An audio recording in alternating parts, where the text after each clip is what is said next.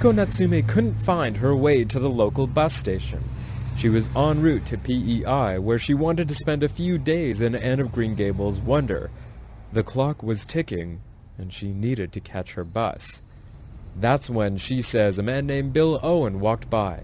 I lost my way. I didn't know which bus station to the Montreal, and Bill found me, and actually Bill live here, so it's very close to the bus stop. So I said, well, I live really close to the bus station, so why don't we go up and I'll show you, where it is. So we went to the bus station. The bus wasn't coming for about 6 hours.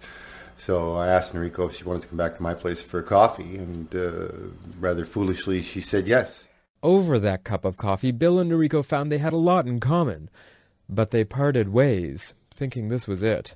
A few days later, Bill says he got an email from Noriko asking if she could come for another visit. And that's when they went from casual strangers to love-struck couple.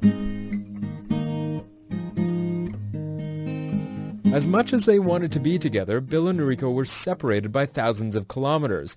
She was living on the West Coast, he was in Ottawa. They communicated over the telephone, internet, and mail. Noriko says she remembers the day she got a special envelope in her mailbox. I didn't expect anything, but he sent me card too. So I feel, oh, surprise, And the card has a smell thing, so I feel, oh, it's so nice. Noriko was excited to get a Valentine's card from Bill, not just for the romance. It was a surprise because the card came from a man, which goes against her cultural norm. In Japan, it's women who give gifts to men on Valentine's Day. Usually it's a small box of chocolates or cake or cookies that many women make on their own. Noriko says she remembers giving such a gift to a boy she liked in high school. But when I was a high school student, so many girls usually give the chocolate or present and then says, I like you or I want to be friend with you. So I did the same thing and oh, I liked you. And he didn't say anything. But at the White Day, he gave me the chocolate back. And oh, I'm sorry. I can't. Noriko got a gift from that high school crush on White Day, which falls about a month after Valentine's Day. By then, she says her crush was over. On White Day, it's men who are expected to court women with boxes of chocolates and cakes. It's their chance to respond to the women's Valentine's request from the month before.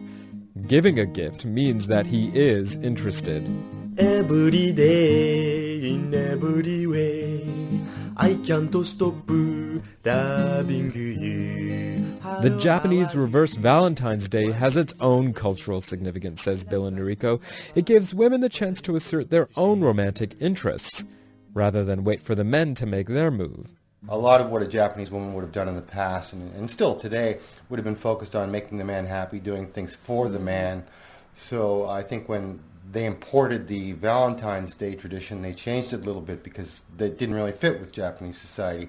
Yeah, I think so because, long time ago, usually the man is person is the top, right? So girls can't do anything, women can't do anything. So that's why there is a Valentine Day. This is the men have to follow the women. May I please taking a picture of you so I can remember you look very good. So consider going the Japanese route this Valentine's Day. This could be your chance to woo the man in your life by making the mad dash for flowers, candy, or cards. Just make sure he pays you back with a romantic gift a month later.